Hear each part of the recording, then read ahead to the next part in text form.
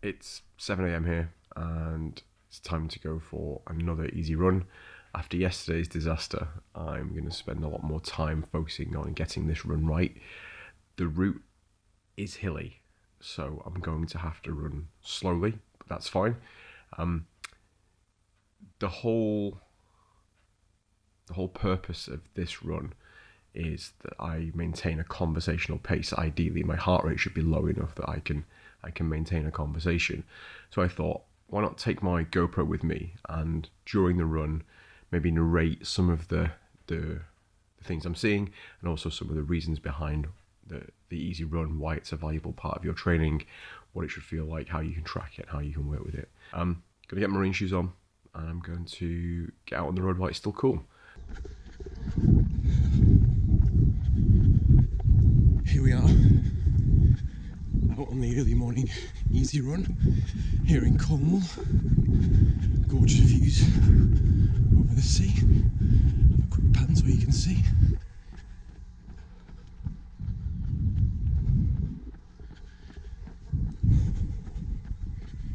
Heart rate already creeping up. If you didn't see my earlier video, I did my first official running session for the half marathon, and it was an easy run. Heart rate zone 3 for me, max heart rate 156, and totally screwed it up. The route was too hilly and I spent a good 26 minutes of the 60-minute run well over that. So I'm back out today trying to do a better job. So get a few more miles underway and then I'll see how we're doing. I'll have a conversation about why it's so important to train in an intensity zone and how you can track intensity in different ways and what's the best way for the easy run. Here we go.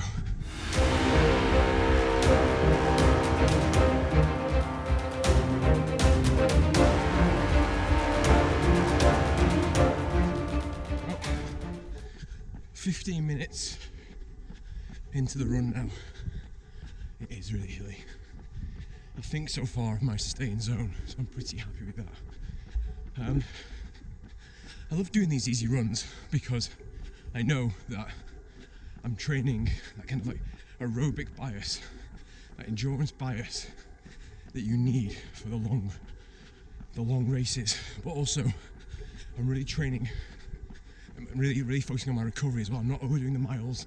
I'm not loading on loads and loads of stress on my body, bringing on injury. I think one of the worst things you can do as a runner, especially if you're new, is just start out with the assumption that what you need to do, what's coming past, that what you need to do is just go really fast, flat out, every run, all the time, every day, every week. When in actual fact, you really should be spending most of your time running at a steady pace. One of the issues you're going to face as a new runner is determining how to measure the easiness or the hardness of your run. There are three main ways you can do this. You can use heart rate, you can use pace, or you can use power. I'm not really going to discuss power today. I do have a power monitor clipped to my shoe and I really like it, but I'm not really using it in my training just yet. I just use it for kind of like supplemental data. When I first started running, I was doing a lot of pace zone based running. So by that I mean I'd go out to run, say 60 minutes, and I'd be no faster than maybe 5 minutes 30 per kilometre and no slower than 6 minutes 15. And I love that. The issue with it is when you come somewhere like this where it's hilly, 6 minutes 15 on the hills can be quite punchy. For example, normally I run my training runs, my easy runs around 5:30, and today to stay in zone I'm doing about 6:48, 6:50. It's so hilly, and this is the reason why I prefer heart rate zone.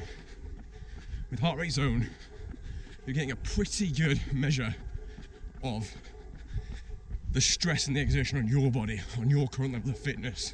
If you're really fatigued, if you've been running a lot, or you've been traveling a lot, you haven't slept, your heart rate will adjust for that.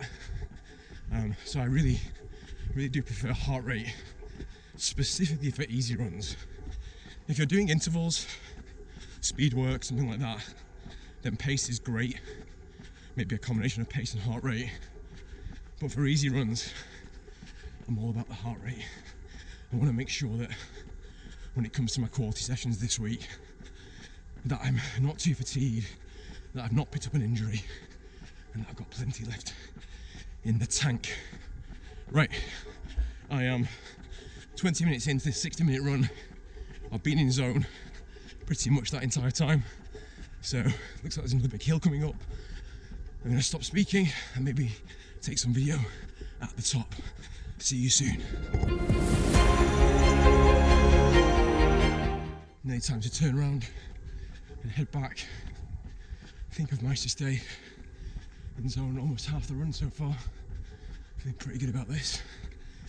It's just one of those days when you remember why running is so good. The landscape is glorious.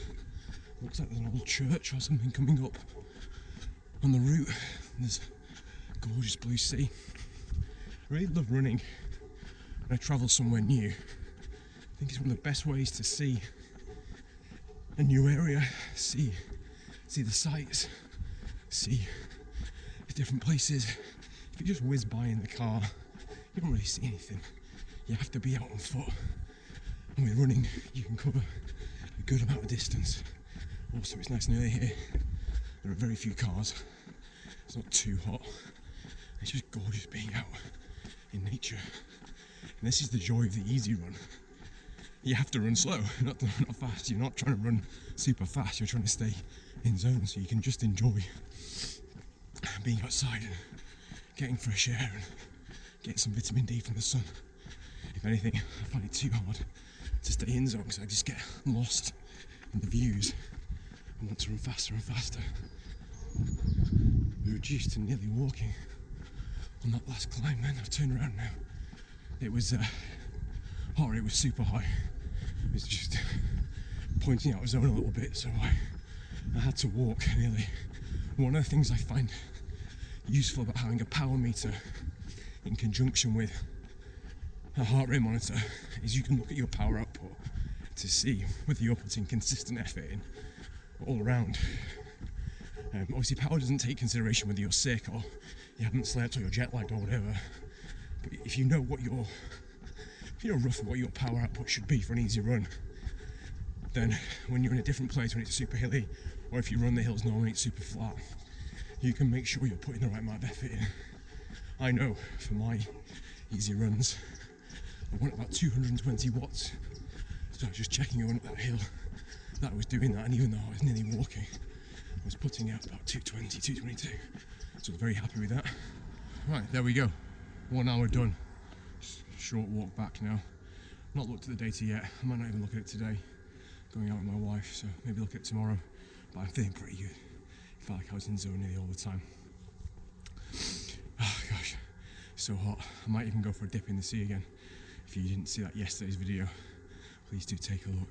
It was pretty cold.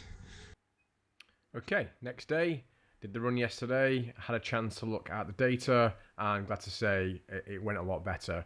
About 51 minutes in zone, and only around about 5 minutes actually over that zone. Obviously, there's a little bit of time at the beginning where you're warming up, and you're going to be below your target zone.